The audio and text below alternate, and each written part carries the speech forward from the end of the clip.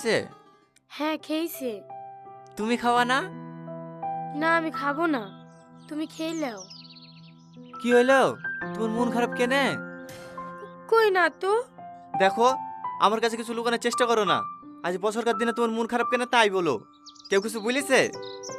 আরে না গো, এমনি খিদি নাই। আচ্ছা আচ্ছা ঠিক আছে, লাও খাচ্ছি।